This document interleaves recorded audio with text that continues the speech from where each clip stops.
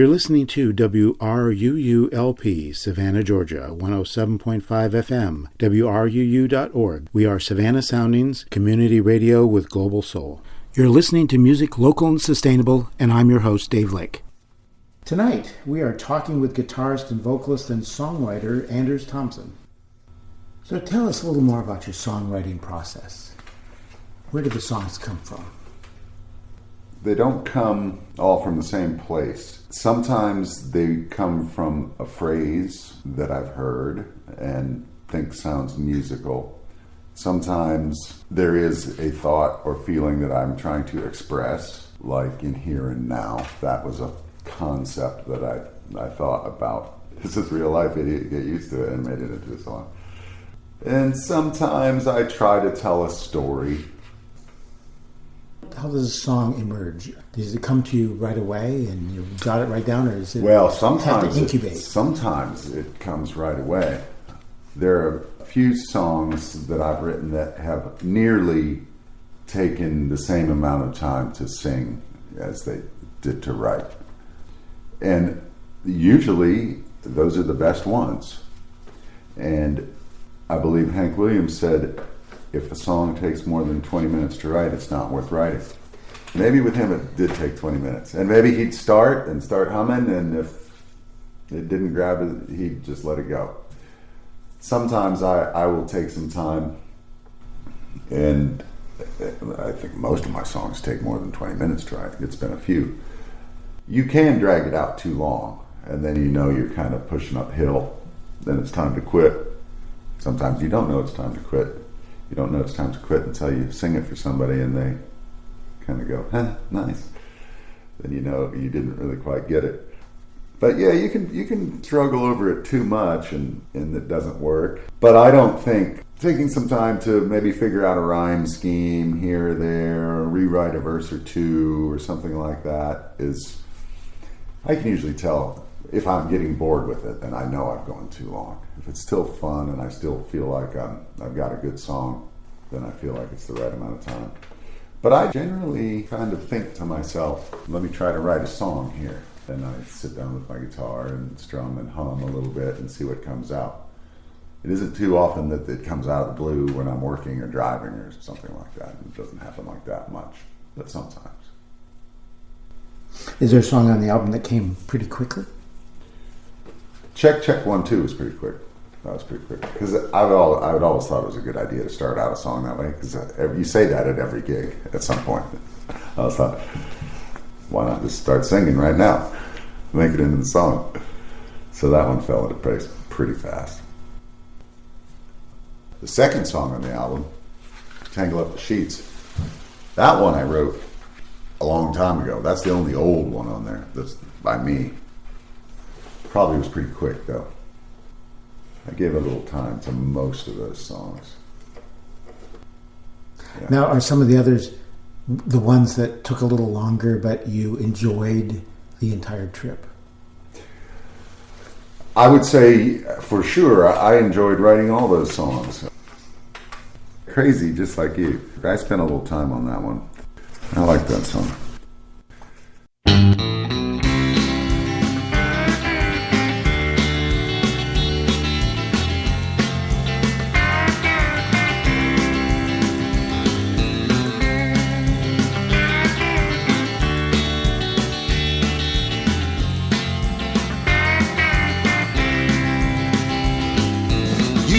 Have to tell me what it feels like to be alone in this old world without a friend, searching in the dark to find a reason not to give that old roulette wheel a spin, pouring back the whiskey like it's water, waking up and doing it again. Burning every bridge that you cross over, throwing every ounce of caution to the wind. I've been crazy before, crossed that line just a little more. I've been crazy before, just like you, just like you. You don't like it when I call you lucky. Lucky is exactly what you are. Always running after danger and attention. One day you're gonna take it all too far. Running after something you ain't finding. Running 'cause you got nowhere to hide. Someday you just might change your direction, and I hope to see you on the other side. I've been crazy before. Cross that line just a little more. I've been crazy before, just like you, just like you.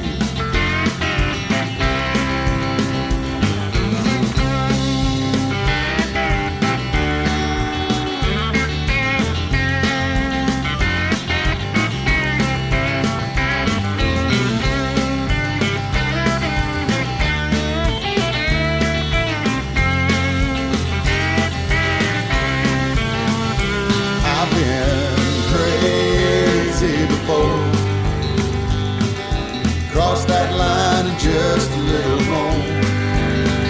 I've been crazy before, just like you,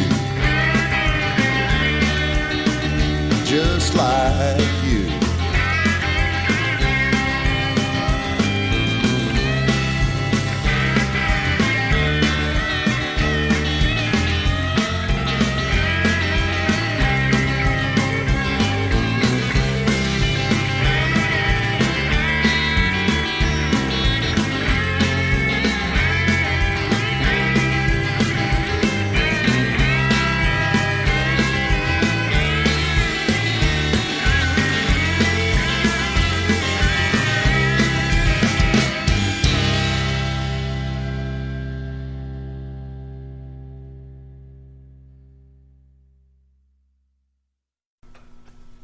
That really is also one that gives advice. It does a little bit. In that one, it's sort of like, I've been there, and don't go there. Absolutely. Burning every bridge that you cross over, throwing every ounce of caution to the wind. That sounds like a little out of control. That actually is probably the most autobiographical song on the album. In what way? Is that I used to not heed that advice. Yeah, that one's pretty close to home. And so now you're giving that advice to others. Afraid so. Humbly. Yeah. And I love the line, always running after danger and attention. Mm-hmm. One day you will take this too far. Running after something that you ain't finding. Running because you have nowhere to hide. Mm-hmm. Mm-hmm. Yeah. And what will happen to people if they do this? If they do that. If they do this. You'll get away with it for a while. It's different for everybody. There is a point where you reach where you must watch yourself and don't get too crazy and hurt yourself. And of course others. But I think you reach a point where you got to look out for number one, and then you can worry about everybody else once you get yourself straightened out. Now, I see people on a regular basis that are on a path that a lot of young people choose. And for most young people, it peters out. They realize that you can't do that. You can't. And specifically talking about drinking a lot. And I would specifically say that I am warning of the dangers of alcohol. Although that's awfully cut and dried in a way to put it. But that's what the song is about. And I used to drink way too much all the time, and I see a lot of people that still do. I am saying they're doing the wrong thing, but I certainly am no one to judge. And I know that a lot of people do it, and I know that it's ingrained in our culture, and I play in bars. I see this, and then I'm helping to sell beer. And I don't really have a problem with that. But it's not milk, it's beer. And whatever else you're drinking. Something to think about. Yeah, and it sort of has an optimistic twist in terms of someday you might change your direction. And I hope to see you on the other side. Mm-hmm. The other side of this the behavior. Minor interruption, hopefully, that we have. And we can all get it together. Yeah. That would be nice if that's the way it worked out. And it comes from a sort of a wealth of understanding of what they're going through. I think so, yeah. One of the other songs that I found very touching was Mama, I'll Try. Mm-hmm. It's really the story, I think, of a struggle, of someone returning to that environment and how they're going to deal with that. I got the first maybe 2 lines of that song almost verbatim from a friend of mine. And he didn't know that he had written those lines for me till I played that song one night and he was in the crowd. But when I heard this story, I didn't really know him all that well. He got out of the penitentiary, his mother came to pick him up. And he said that she brought a pack of cigarettes, that's what it was. And he smoked cigarettes and he said he got sick out the window. I think there were potato chips involved too. Anyway, so that part, yeah, I got, and then the rest is made up. I imagined what it might be like to be released from prison and having essentially missed your childhood or be catapulted to adulthood and have to deal with that. The line in there, I know my childhood was gone. Yeah. It's your mother that picked you up, but you are no longer who you were. You're still her son, but the relationship's different, and that's what I was imagining what it must be like.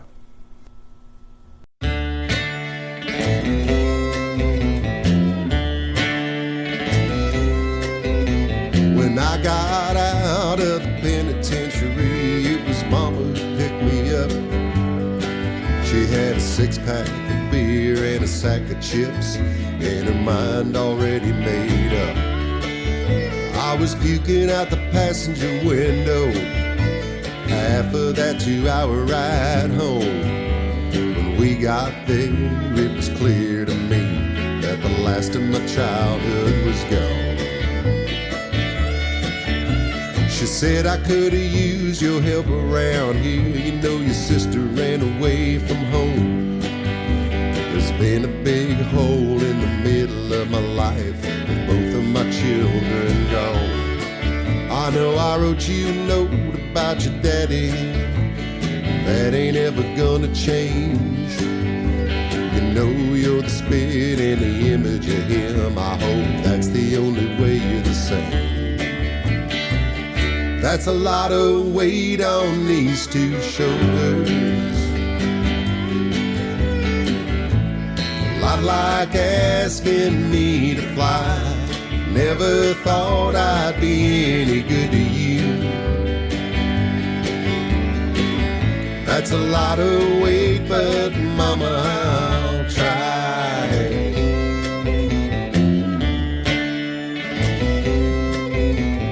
Mama left the engine running a while and sat staring in the rearview mirror. Said I wish I had something better to tell. It's been a tough couple of years. I wanted to fight and I wanted to run, but I just sat there and tried to smile.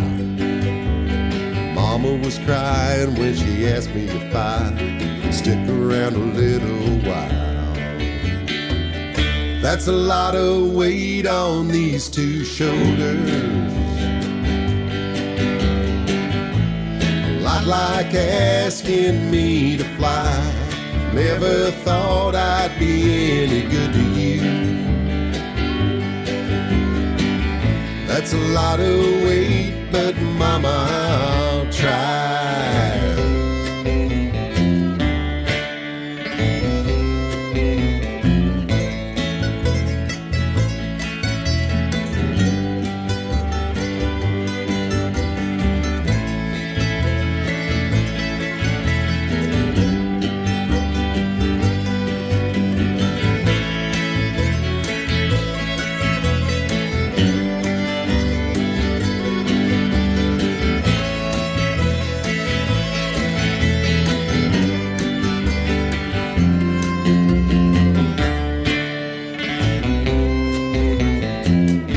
That's a lot of weight on these two shoulders. A lot like asking me to fly. Never thought I'd be any good to you. That's a lot of weight, but mama, I'll try.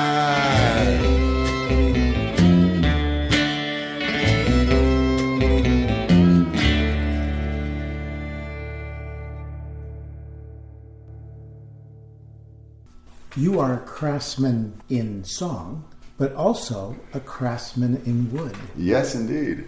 And we're sitting, for the listener, we're sitting actually in Anders' wood shop. So how did you get involved in woodwork? It started out as a job. When I was a kid, I needed a job, and I worked remodeling houses, and I did a little bit of this and a little bit of that, and I found that I liked carpentry. I decided that I would try to focus on that and specialize in it, and I actually built up the tools that I have and the skills I have over time working at it. I bought the tools as I needed them and tried to focus more on doing it, and so yeah, that's what I do now. Cabinet work and some carpentry. I still do some carpentry. If somebody needs me to hang a door or something, I do that. But I much prefer working in the shop, and luckily it's paying the bills. It's often hard for musicians to balance the job that pays the bills with the music itself. Yes. Being in a construction hand was great when I was doing it, and being in a band on the road at the same time, because you could essentially quit your job for a month, go on tour, come back, and you'd find a job in no time if you were an experienced construction hand with your own tools. And then it got bad for several years, and it seems to be picking up again to where you can do that. So it worked well for me. And of course, you have musicians that they're waiters and waitresses, bartenders, job. You don't have to work there for 30 years and retire, and casual employment of some sort. The thing about balancing employment and playing music is that ideally you would work on music full time.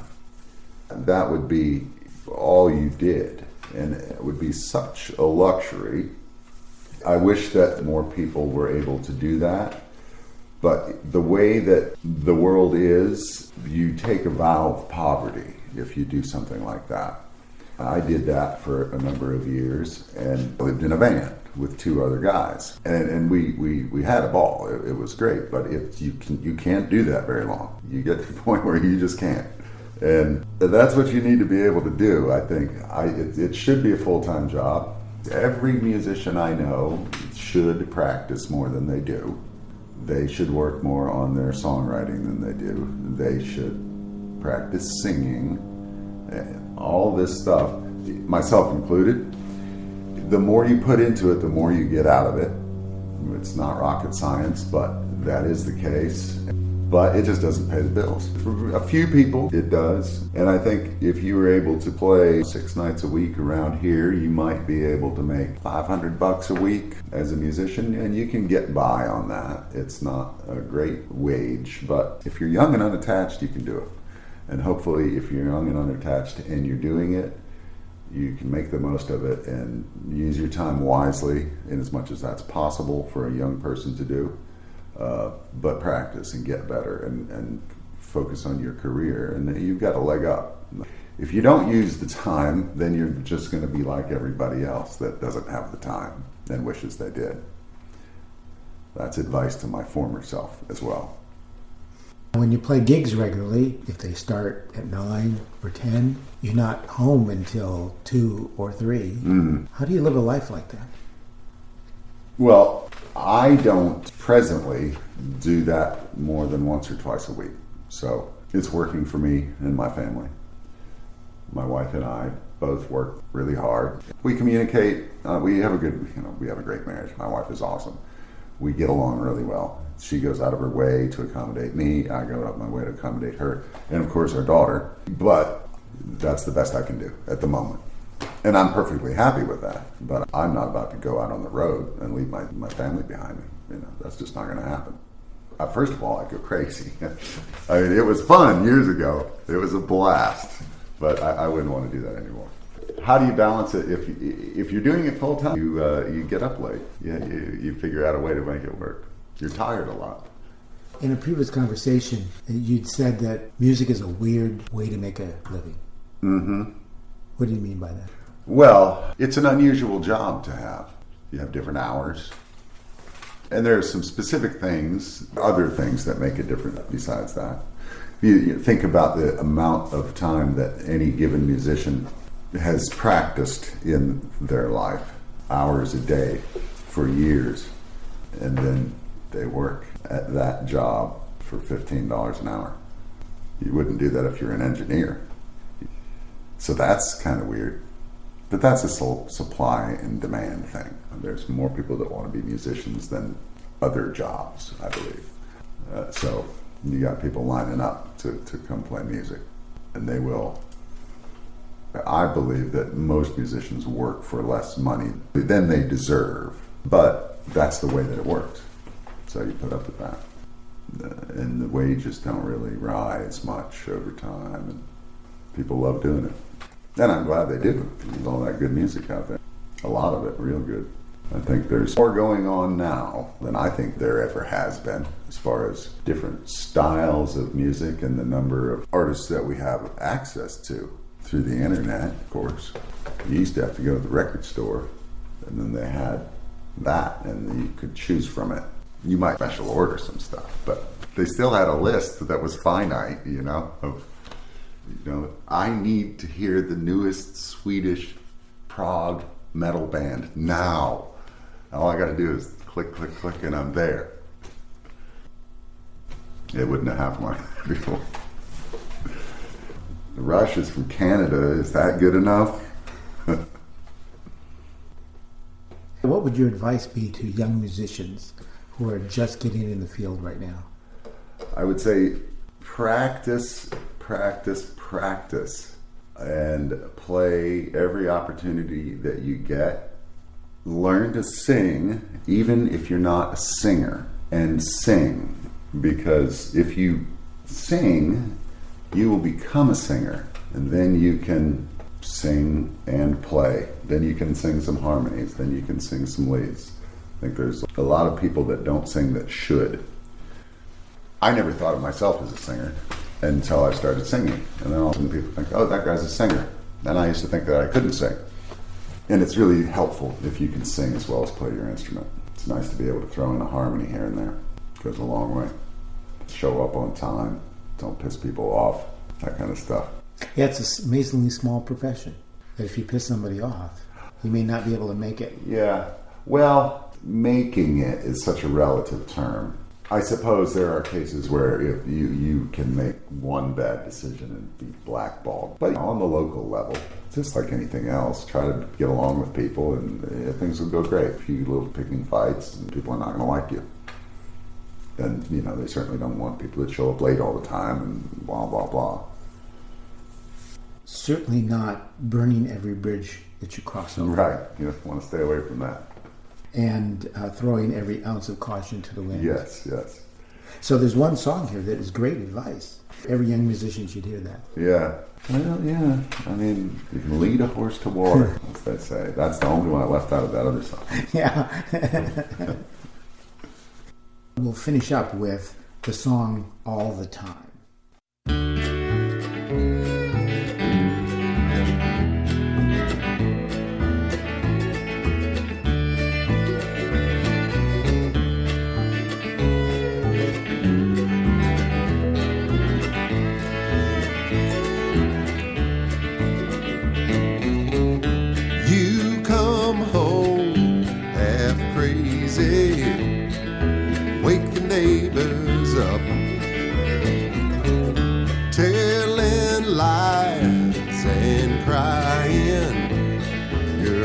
Got it tough. I hear that front door slam and the keys fall on the floor.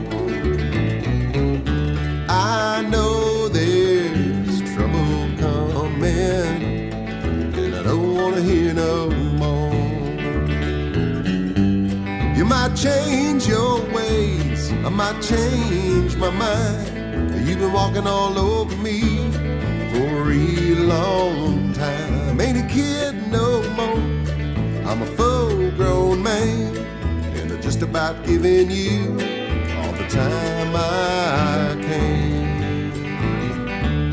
All the time I can.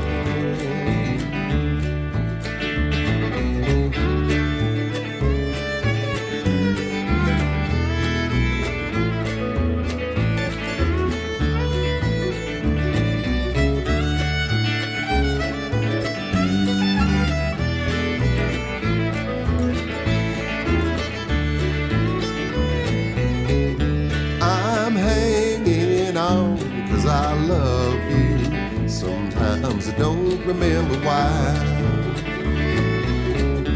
I'm getting tired of walking. What I wanna do is fly.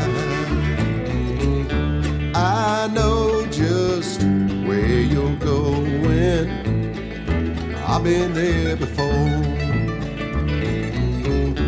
One way or another, someone's out the door.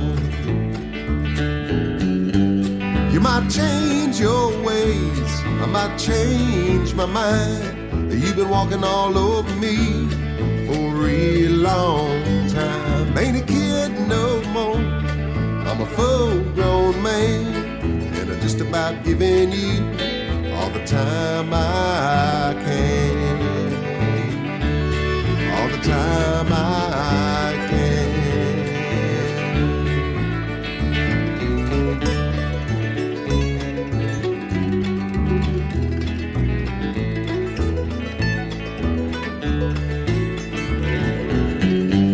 You might change your ways, I might change my mind. You've been walking all over me for a real long time. Ain't a kid no more, I'm a full-grown man, and I'm just about giving you all the time I can. All the time I can. All the time I can. All the time I can.